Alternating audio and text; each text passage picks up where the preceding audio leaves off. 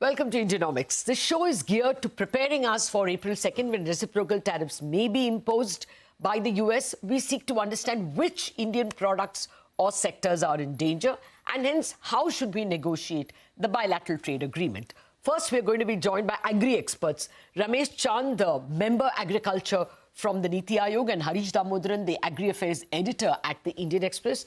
Thereafter, on non-rural issues, we will be speaking with Ajay Srivastava, head of the Global Trade Research Initiative. But first, let me welcome Dr. Ramesh Chand and Harish Damodaran. Thank you very much, gentlemen, for your time.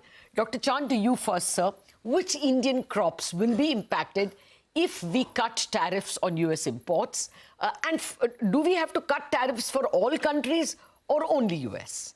Latha, I feel before jumping to specifics, we should talk a little bit about wider implication of what President Trump is seeking in trade from other countries. Okay.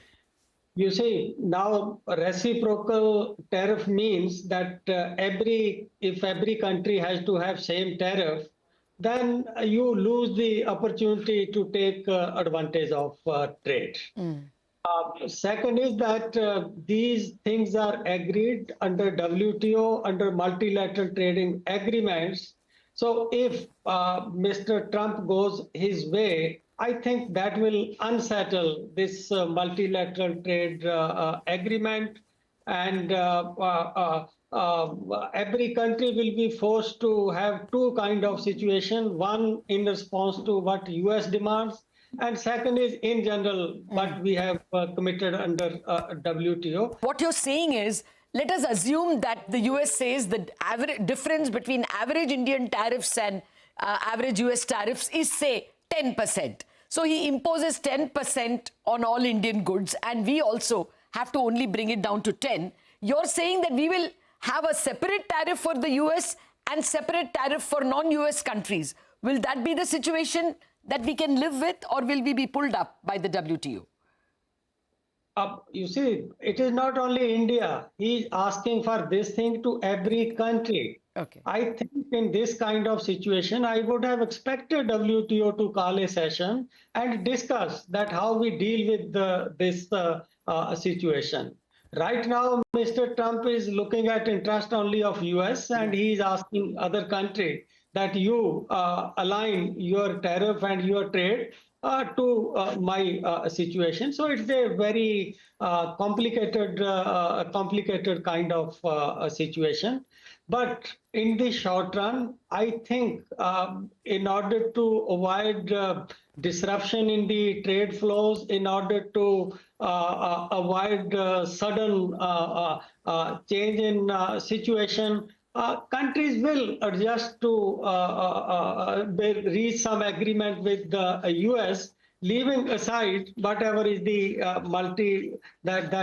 most favored nation agreement with other country. Okay. I foresee that kind of situation. Okay, so just to for purposes of economy of time, let us assume we have different tariffs for US goods and for the same thing. Say, for instance, milk.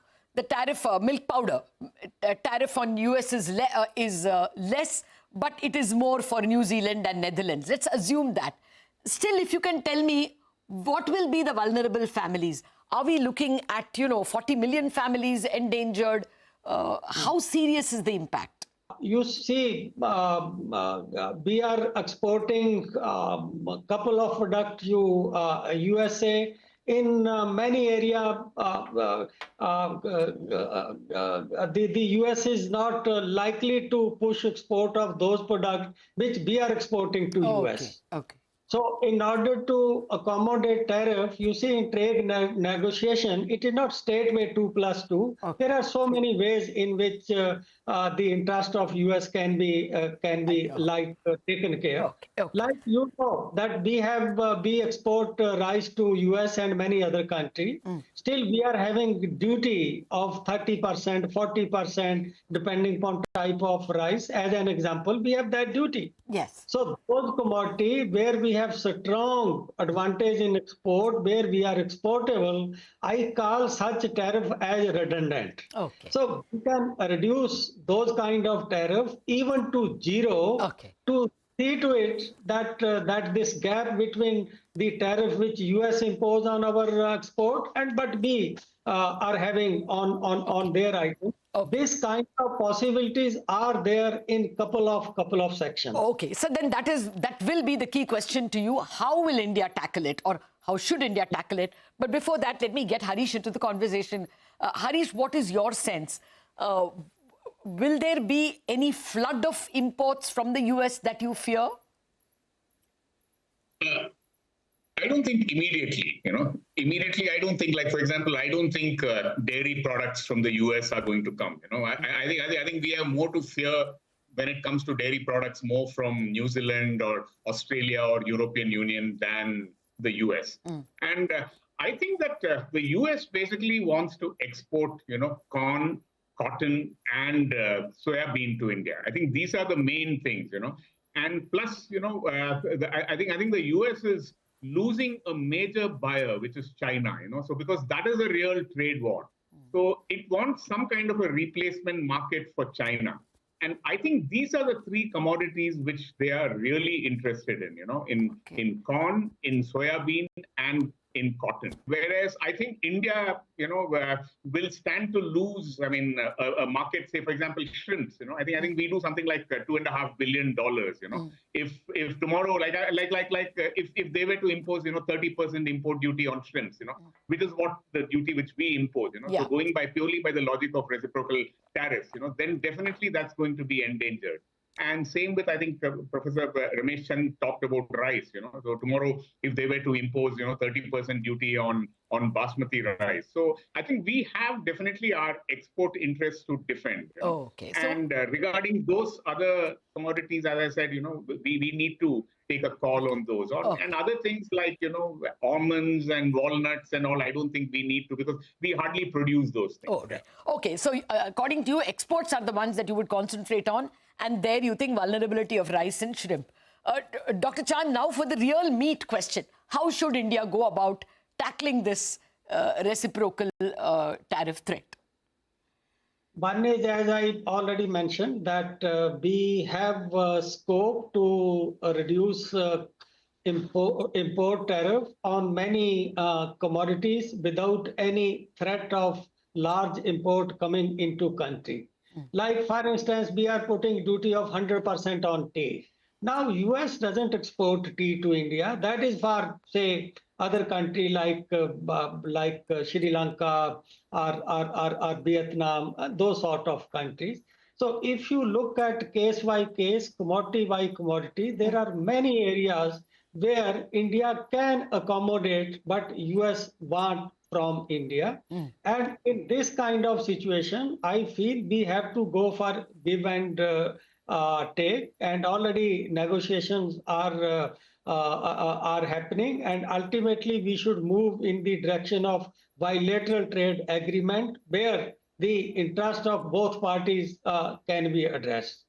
Even if we are having high bound tariff in some commodities, that is not that we are always applying. That is in case of special situation when international prices crash. It is that kind of situation that in order to maintain some sort of price stability for our producer, we are keeping that as a cushion. We are keeping that as a safeguard in those kind of situation. We hardly go to that kind of situation.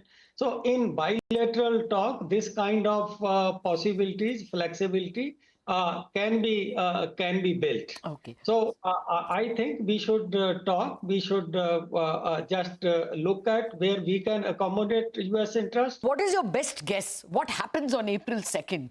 Will we just promise this bilateral and get away with the status quo? You see, it's very difficult to predict Mr. Donald Trump, but we should be trying is that we should seek more time. You can't do these things just under kind of hammer. So we should seek more time, and we should engage more frequently. And as I said, that in this situation, we should try to have a bilateral trade agreement with the USA, which is mutually acceptable to both the parties. Okay, I guess that's why Mr. Piyush Goyal was in the US, and that's what they're trying to hammer out. Harish, what is your suggestion? What is our best way out, and what are you expecting on April 2nd? No, April 2nd, let's forget it for the moment. Okay. But I think definitely I think there is a possibility for a bilateral trade agreement, and I think maybe we should retain our WTO bound tariffs for the present. But when it comes to the US, maybe we can have some kind of a special duty dispensation, maybe some kind of a tariff rate quota. We can say, hey, we'll buy so much of soybean oil from you at a concessional rate of duty. I think we can do something like this. So see, they want market access, and which we can give them, and we can give them maybe some kind of a preferential market access. So probably tariff rate quotas can be one way of doing it. Okay. But my feeling is I don't think Trump is going to be very aggressive with India beyond a point, because I don't think he would want to take on both India and China, and I think that is some kind of a leverage which we have, and because China clearly is going to reduce its purchases from the US, they are sourcing more and more from Brazil, from Argentina, from Russia, from Paraguay, all these countries, they are very clear, and so I don't think I think definitely there is some room for maneuver from our side. Dr. Chand, Harish, thank you very much for your time. The key takeaway from our experts is that major Indian crops are not in danger, but corn and soybean may be. Also, our shrimp exports may be vulnerable if the US imposes high tariffs. But that's on rural. After the break, we are going to concentrate on industrial goods, where we'll be joined by the best authority on tariffs, Ajay Srivastava, a former Commerce Ministry official and head of the GTRI.